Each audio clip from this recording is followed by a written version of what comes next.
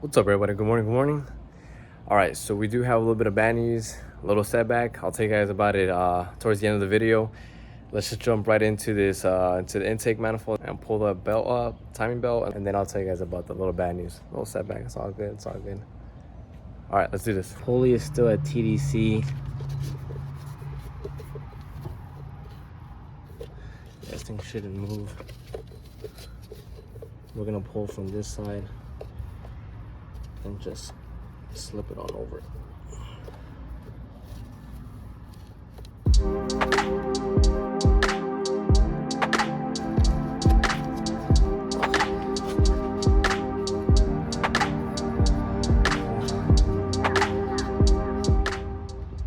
Just to make sure we're at TDC here.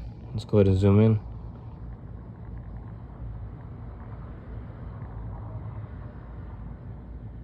Yep, we're good. And then this thing is still facing up. It has this marking right here, and then the other one's right here. It's really hard to get an angle here, but yeah, now we're in line. This one I can tell a little more easier. That one, that was a bit harder. I totally forgot that we could take off the valve cover off to see the timing marks from the inside of the cam gear, since it's pretty hard to see it from the outside. So if we just come here real quick, we can see a little more clear. Boom. Same thing on that side. It's just a little harder to see. I'm gonna rotate the crankshaft a bit. This side needs more tension still. And I'm gonna place my hand on top of the cam gear to provide some kind of resistance. Once we set at the right tension, we're gonna go ahead and tighten the tensioner, the 14 that's right below the bracket there. This side of the belt has tension. This side of the belt has slack. The reason that side of the belt has slack, it's because this engine rotates counterclockwise, which means that the crank pulls down on the belt from this side, which leaves all the slack on that side. Now, in terms of torque, there's really no specifications to leave this belt at a specific tension. It's more so of a how does it feel type of way. Another way that we can see it is that the belt, it's supposed to be able to turn at least 90 degrees, more or less, sorry. So that means that you see how the belt is kind of oriented in a north-south position. So if we twist it 90 degrees, it should be in a west-east orientation. So if you take the slack side here, it should be able to turn more or less, and it should be tight, all right? Same thing here.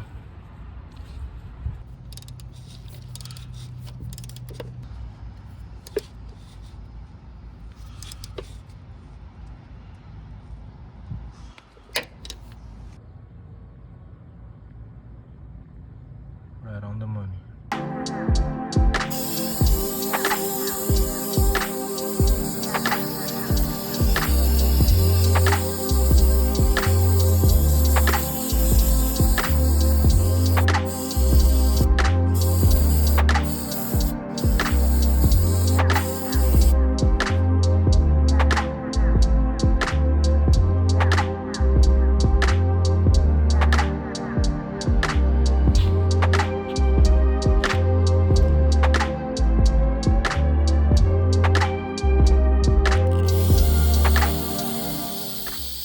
Side of the intake, side of the head, it's all good to go.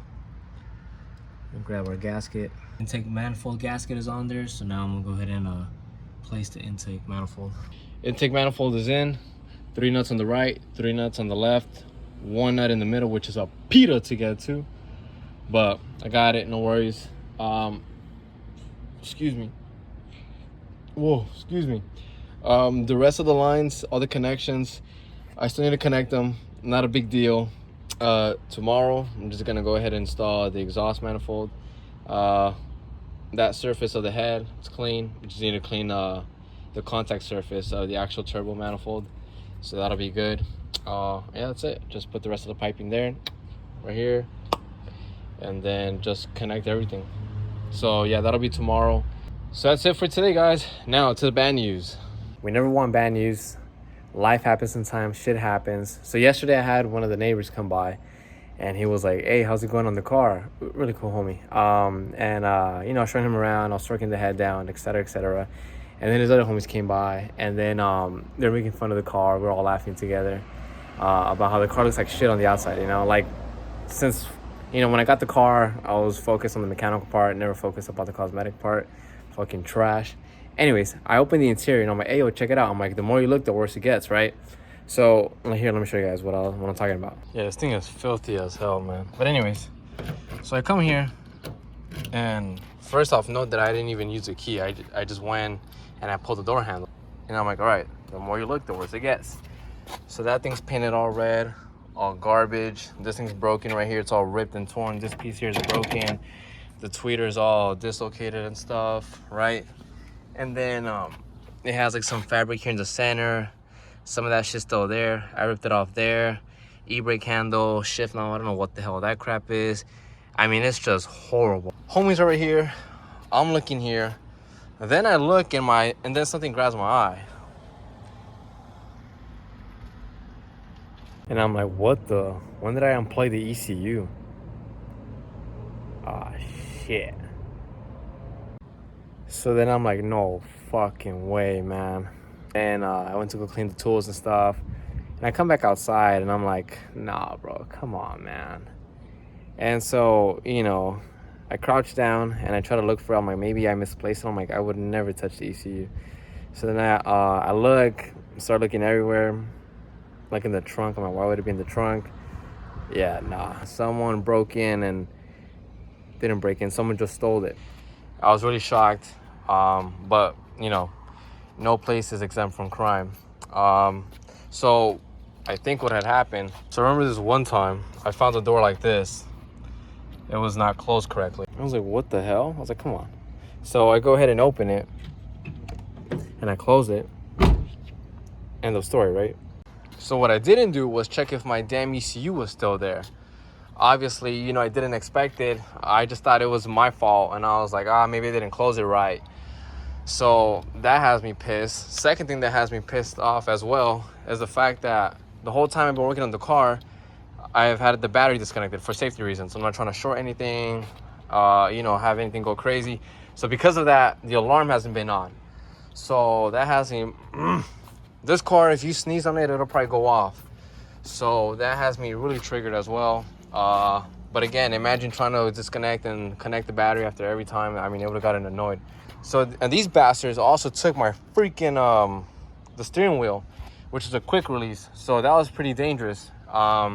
Let's say that I didn't have wheel chokes on the rear wheels. I mean, I had the head off anyways, but so they would have not been able to take in the car. I mean, if they really came prepared, they would have towed it, but I've heard of crazy stories. So anyways, so yeah, they took my freaking steering wheel too. So again, it was a quick money grab. If they really wanted to, they would have, I think I had the head off by then already. I'm not sure, that's the thing. Like, I think that happened when I found the door like that. It was about a month ago. So I had the head off already. I was in the machine shop, doing all the inspections, all that good stuff. So, you know, I'm not sure what else they would have been able to have pulled from here, but they would have had to have had an impact or a ratchet, you know, too much. You know, thieves always try to get a quick, what's it called? A quick smash and grab, so type of thing. So, yeah, man, so I'm pretty disappointed, kind of mad, but, you know, it is what it is.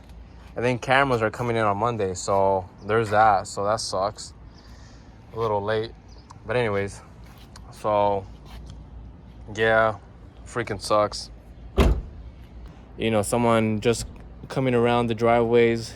I mean, pretty ballsy, man, to have come into the driveway. So they just probably hit the jackpot that my door was unlocked, and they just, you know, pulled up and they're like, ooh, hit the jackpot. So that's how I imagine that this went down. So again, you know, let my guard down. So it's crazy, man, because every time I drive a Honda, I always put all the security goodies. You know, I put the alarm, I put the steering wheel club, or the quick release, etc., etc. You know, there's a bunch of stuff. If you know, you know. Like, that's all I have to tell you. You know, if you know, you know.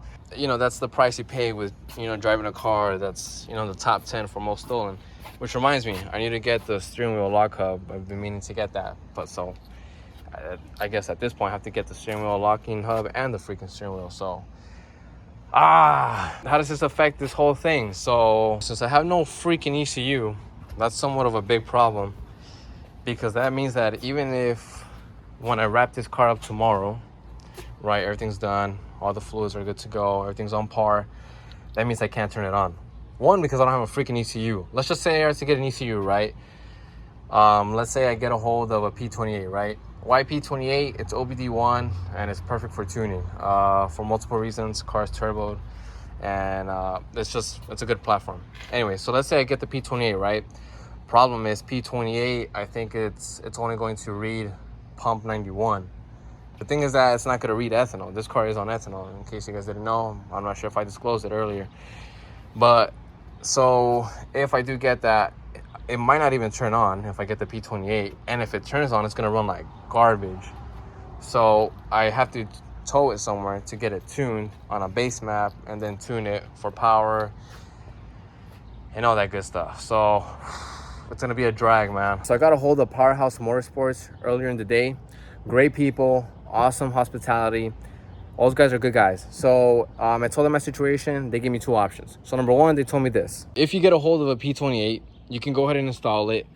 And at that point, you would have to drain the 85 that you have in the system, pump 91, or flush the system out. So make sure there's no 85. Pump 91, and I should be able to turn on the car since P28 only reads 91. And they said you should be good. You should at least be able to drive it. So I should be able to drive it to the shop, and then they can go ahead and upload the base map and all that good stuff, right? And then we can pump 85 and get all that stuff sorted out. Then option number two, they told me, don't worry about the P28. Don't worry about taking out the 85. You can leave the 85 in the system.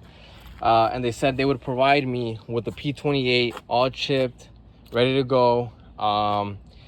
So they would take care of me with that, and then they would tune the car. So all I need to do would be to tow the car to the shop, put on the dyno and stuff, get the base map running, and get the car tuned and spiffy, ready to roll. So at this point, I think option two sounds the more intriguing, the more attractive option for me personally.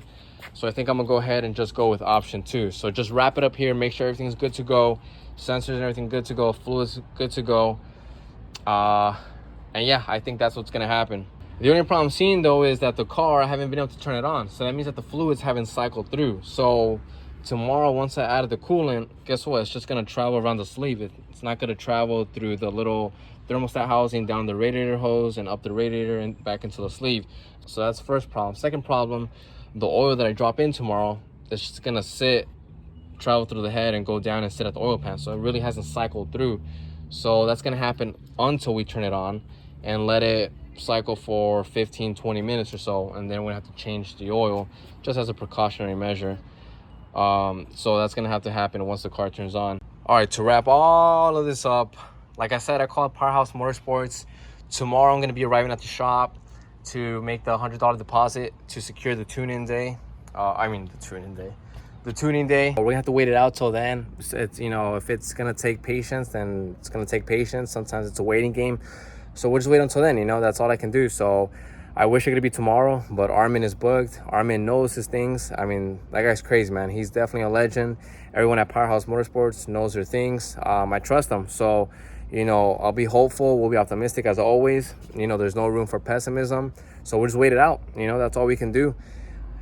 I'm not going to say that I'm happy this happened, but, you know, life sometimes throws you obstacles and you have to know how to adapt. You know, life is always about adapting. So in this case, you know, something bad happened to me, some negativity tried to enter, and I'm just going to use it and transform it into positivity. So, you know, when I bought the car, I had asked the guy, you know, a few things. I'm like, hey, how much horsepower does it make? How much torque does it make? On how many pounds?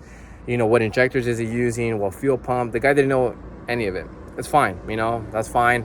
So it was up to me to try to figure it out.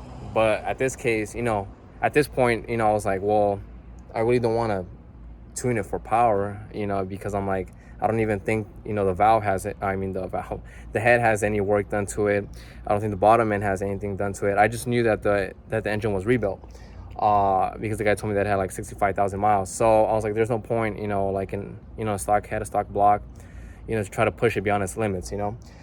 You know, I'm kind of happy because at this point, we're going to know where we stand. You know, we're going to know how much horsepower we have. We're going to know how much torque we have. When I was talking to Powerhouse Motorsports, they asked me what kind of injectors you're running. And I'm like, bro, to be honest, I'm like, I don't even know. Each injector is supposed to have its own little brand or indicator. The only thing I found was RL10BASV. I don't know what the hell that means. So the closest thing I got was RC. So the injectors have to be 85 rated. I mean, this car was running on 85, you know, fuel pump as well. Just a lack of information from the previous owners, you know, they weren't able to keep track and pass it down. So, you know, it's all good. We'll find it out. We'll figure out all the logistics, all the specs and stuff. You know, in Powerhouse Motorsports, I trust. So, you know, it should be good, man. Hopefully, you know, car comes out all well and we'll be back on the road. So that's all I can do, man. So we just wish for the best and keep our head up and just keep going. All right, guys, I'll see you guys tomorrow on the camera in the morning, and we'll be back at it tomorrow. All right, guys, peace out. Take care.